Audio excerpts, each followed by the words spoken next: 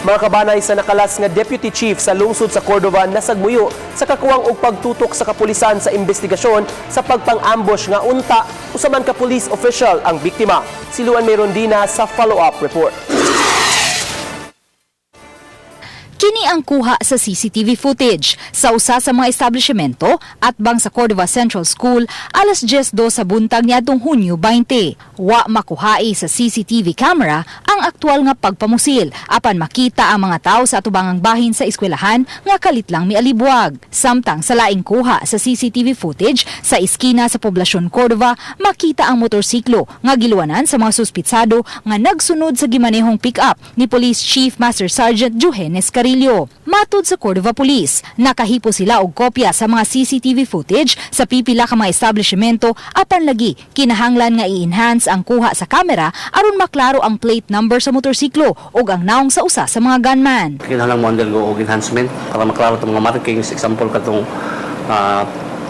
plate number nga dili maklaro kung sa markings ito ato itong ma-enhance. Apan ang mga kabanay ni Carillo gibati na og kaguol ug kasagmuyo kay magduha ka semana na ang hitabo apan hangtod karon walay na umol nga Special Investigation Task Group aron mao'y mututok sa kaso.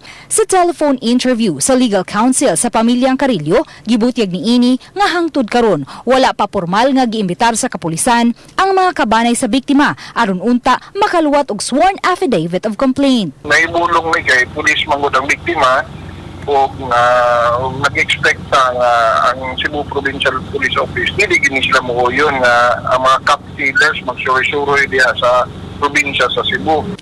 Walay matumbok nga suspitsado ang pamilyang Carillo, apan dako ang ilang pagduda nga mga expert nga gun for hire ang mga mamumuno ug may dakong nagpaluyo sa hitabo.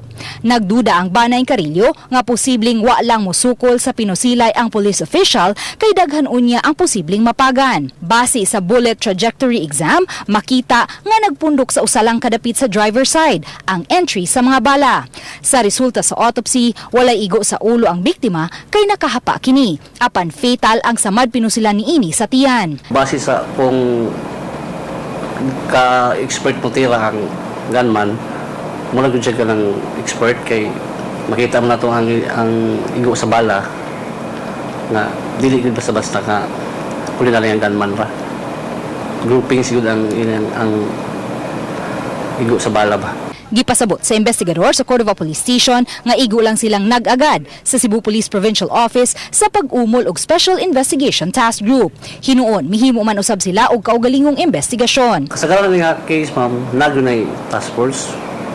So, pero ang katubagan ang nadugay ng iyaha, wala pa task force.